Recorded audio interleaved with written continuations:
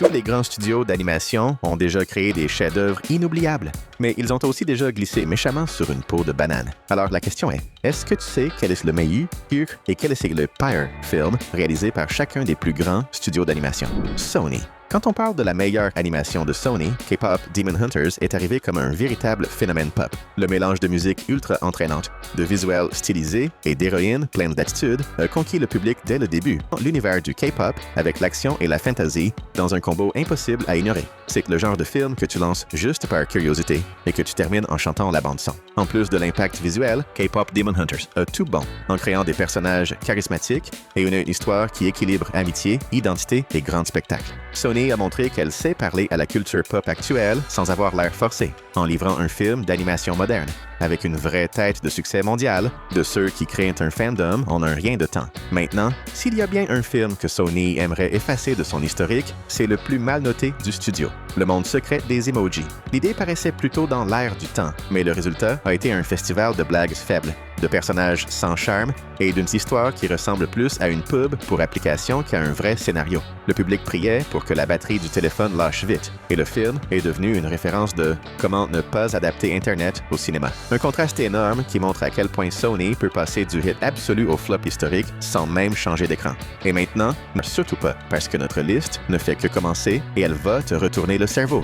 DreamWorks. Quand il est question de la meilleure animation de DreamWorks, Dragons est ce film qui fait battre le cœur plus fort dès la première scène. L'histoire de Harold et de Croque-Mou va bien au-delà des Dragon Crashers de feu. Elle parle d'amitié, d'empathie et de courage. Le tout accompagné d'une bande originale incroyable qui te file des frissons dès les premières notes. C'est une aventure avec de vraies émotions. En plus de ses visuels superbes et de ses scènes de vol qui donnent l'impression de t'aspirer dans l'écran, le film se distingue par la manière dont il traite ses personnages. Harold ne devient pas un héros du jour au lendemain, et Croque-Mou n'est pas juste une mascotte mignonne. Ensemble, ils construisent une des amitiés les plus marquantes de l'animation moderne. Pas étonnant que la franchise soit devenue une trilogie de poids et ait conquis des fans de tous les âges. Maintenant, en atterrissant bien loin de ce vol à haute altitude, on trouve le film le plus mal noté de DreamWorks. Baby Boss 2, une affaire de famille. Cette suite a essayé de retrouver le charme du premier film, mais elle finit par ressembler à une réunion d'idées recyclées. Trop de blagues, un scénario confus et très peu de nouveautés ont donné un film qui semble plus être un produit à vendre qu'une histoire vraiment inspirée. Un contraste qui montre que tous les boss ne réussissent pas à rester aux commandes très longtemps. Disney. Quand on parle de la meilleure animation de Disney, il n'y a pas à tourner autour du Le Roi Lion de 1994 est quasiment une loi de la nature. L'histoire de Simba a réussi à mélanger tragédie, humour, aventure et des chansons tellement marquantes qu'aujourd'hui encore n'importe qui se met à chanter Hakuna Matata sans même trop savoir ce que ça veut dire. C'est le genre de film que tu as vu enfant, revu adulte, et tu as pleuré les deux fois. En plus de personnages inoubliables comme Mufasa, Scar et le duo Timon et Pumbaa, Le Roi Lion a élevé le niveau de l'animation avec une bande-son impeccable, des scènes épiques et un méchant qui prouve qu'un accent, une cape et du sarcasme peuvent tout changer. Ce n'est pas juste un dessin animé, c'est un véritable événement émotionnel qui a marqué des générations et continue de régner dans le cœur du public. Et bien sûr, on ne peut pas oublier une mention spéciale à Vice Versa 2, qui est le plus gros succès au box-office de toute l'histoire de Disney et qui rivalise presque avec Le Roi Lion pour le titre de meilleur film Disney de tous les temps. Maintenant, de l'autre côté de la savane, bien loin du royaume, on trouve le film d'animation le plus mal noté de Disney, La Ferme se rebelle. L'idée paraissait plutôt fun, mais le film est passé tellement inaperçu que beaucoup de gens se souviennent qu'il existe seulement quand quelqu'un le cite. Sans chanson marquante, avec un méchant peu mémorable et une histoire qui ne décolle jamais, cette animation est devenue ce pseudo-classique oublié que presque personne ne défend. Un contraste énorme qui prouve que même Disney, parfois, se rate complètement. Pixar. Quand on parle de la meilleure animation de Pixar, Wall-E prouve qu'on peut émouvoir le monde entier, avec quasiment aucun dialogue. En quelques minutes, ce petit robot solitaire conquiert déjà le public avec ses regards, ses sons et ses gestes tout simples, en racontant une histoire d'amour, de solitude et d'espoir sur une planète abandonnée. C'est ce genre de film qui te fait rire, réfléchir et te dire à la fin « Wow, ce n'était qu'un dessin animé ». En plus de cette narration audacieuse, Wall-E a tout bon en mélangeant critique environnementale, histoire d'amour et science-fiction d'une manière profonde mais accessible. Maintenant, en voyageant vers l'autre bout de la galaxie, on tombe sur le film le plus mal noté de de Pixar. L'idée de raconter l'histoire du film qu'Andy avait vu semblait prometteuse, mais a fini par embrouiller plus que par enthousiasmer. Un personnage principal pas très attachant, un rythme étrange et une connexion presque inexistante avec Toy Story ont laissé le public avec une question en tête. C'était vraiment ça? Un faux pas rare pour Pixar, qui montre que tous les voyages dans l'espace ne sont pas synonymes de succès.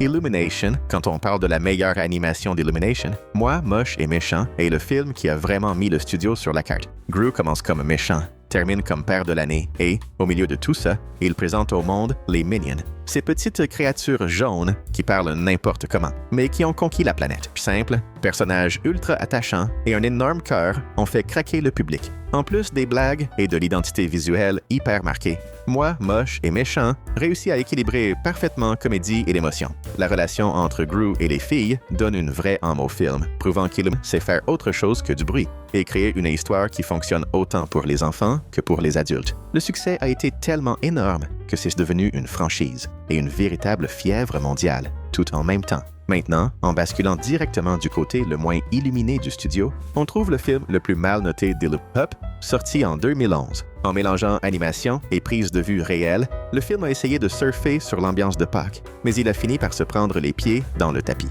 Personnage peu intéressant, qui ne prend jamais vraiment, et histoire vite oubliée, ont fait que le lapin tape sur son tambour, mais pas sur le cœur du public. Un exemple parfait du fait que le côté mignon ne suffit pas toujours à garantir le succès. Si tu adores les films, les jeux vidéo et même les dessins animés de la pop culture, alors tu ne dois surtout pas laisser passer ta chance. Abonne-toi à notre chaîne dès maintenant. Warner Bros.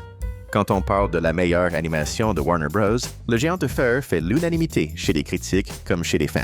Le film commence comme une simple histoire d'amitié entre un garçon et un robot géant, mais se transforme rapidement en un récit puissant sur l'empathie, la peur, les choix et le sacrifice. C'est le genre d'animation que tu regardes en pensant que ce n'est qu'un dessin animé et que tu termines les yeux humides. En plus de l'émotion, le géant de fer délivre un message fort et inoubliable. Tu es qui tu choisis d'être. Avec une animation impeccable, une musique mémorable et un protagoniste qui parle très peu, le film prouve que Warner savait, et sait encore, créer des histoires profondes quand elle mise sur le cœur plutôt que sur le vacarme. Un classique qui n'a fait que gagner en valeur avec le temps. Maintenant, s'il y a bien quelque chose qui a laissé beaucoup de monde perplexe, c'est le film le plus mal noté de Warner, Space Jam Nouvelle Hope. La promesse de nostalgie s'est heurtée à une avalanche de placements de produits, d'apparitions balancées à l'écran et d'un scénario qui semblait plus intéressé à montrer des franchises qu'à raconter une bonne histoire. Résultat, un film bruyant, confus, qui a laissé beaucoup de fans à se demander où était passée la magie de l'original.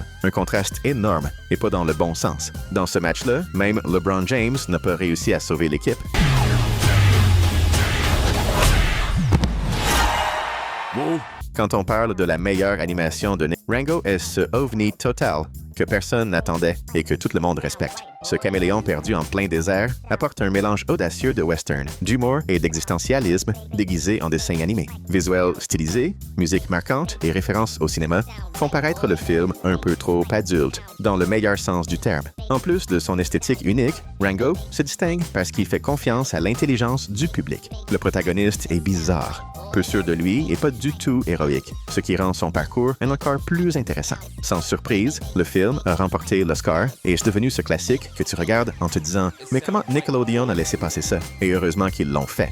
Maintenant, en plongeant dans le côté le moins inspiré du studio, on trouve le film le plus mal noté, Saving the Sandy Cheeks Movie. La promesse d'une nouvelle aventure dans l'univers de Bob l'éponge avait de quoi enthousiasmer. Mais le résultat a été un film raté, avec un humour très faible et un ton qui ne plaît ni aux enfants ni aux fans de longue date. Visuel bizarre, scénario précipité et quasi-absence de magie ont laissé le public avec l'impression que Bikini Bottom avait vraiment besoin d'être sauvé de ce film-là. Un contraste énorme avec la brillance inattendue de Rango.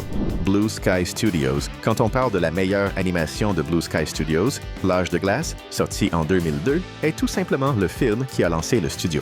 L'amitié improbable entre Sid et Diego a conquis le public grâce à son humour, ses personnages ultra attachants et ce parfait équilibre entre aventure et émotion.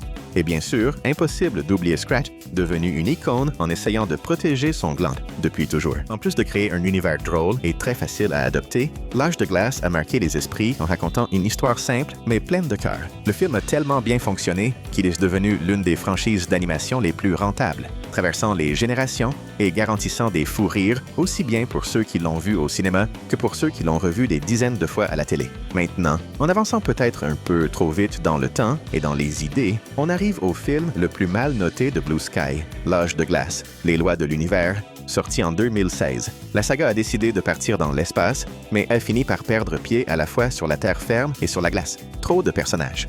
Des blagues recyclées et une vraie sensation de déjà-vu ont rendu le film fatigant. Une fin glaciale pour un studio qui avait commencé en réchauffant le cœur du public. Studio Ghibli. Quand on parle de la meilleure animation du studio Ghibli, Le Voyage de Chihiro fait pratiquement l'unanimité. C'est une expérience magique du début à la fin. Un monde étrange, des personnages inoubliables et un parcours de maturation raconté de manière subtile et profonde. Chihiro entre dans cette aventure terrifiée, en ressort transformé, et le spectateur fait ce voyage avec elle, émerveillé à chaque scène. En plus de la beauté visuelle entièrement dessinée à la main, le voyage de Chihiro séduit parce qu'il ne prend jamais son public pour un idiot. Tout est symbolique, mystérieux et émotionnel, sans explication prémâchée. C'est le genre de film que tu comprends d'une certaine façon quand tu es enfant, et d'une façon complètement différente à l'âge adulte. Pas étonnant qu'il ait gagné un Oscar et soit devenu la carte de visite définitive du Ghibli à travers le monde. Maintenant, en redescendant du monde des esprits vers un sortilège raté, on tombe sur le film le plus mal noté du studio, Earwig et la sorcière, connu aussi sous le nom de Darwin and the Witch. Le passage à l'animation en 3D a dérouté les fans de la première heure. Les visuels n'ont pas vraiment plu et l'histoire donne l'impression de se terminer avant même d'avoir commencé. Des personnages peu intéressants et l'absence de la magie habituelle de Ghibli ont laissé le public avec la sensation que quelque chose d'essentiel manquait. Un rare faux pas pour un studio connu pour réussir à enchanter presque à chaque fois. Laika. Quand on parle de la meilleure animation de Laika, Coraline est ce film qui a traumatisé et émerveillé toute une génération en même temps. Avec son esthétique sombre, une stop-motion irréprochable et une histoire qui mélange fantasy et horreur d'une manière très particulière, le film prouve que l'animation peut aussi donner sérieusement la chair de poule. L'autre mère, avec des boutons à la place des yeux, impossible à oublier. En plus de ses visuels impressionnants, Coraline se distingue par le respect qu'il porte à l'intelligence du jeune public.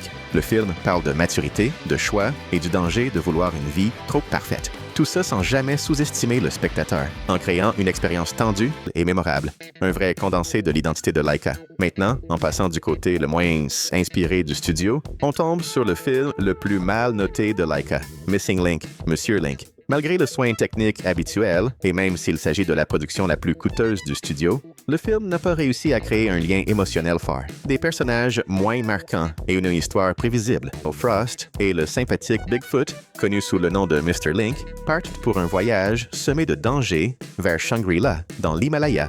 Afin de retrouver les Yetis, la possible famille de Link, ont laissé le public avec l'impression qu'il manquait quelque chose. Même avec un casting vocal 5 étoiles, incluant Hugh Jackman, Zoe Saldana et Zach Galifianakis, ça aurait été un rare faux pas pour un studio qui, d'habitude, vise juste presque à tous les coups. On arrive à la fin de cette vidéo, mais si tu adores faire chauffer tes méninges, tu es clairement au bon endroit. C'est pourquoi on a sélectionné 2 autres vidéos géniales pour que tu puisses cliquer, regarder et, le plus important, continuer l'aventure avec nous.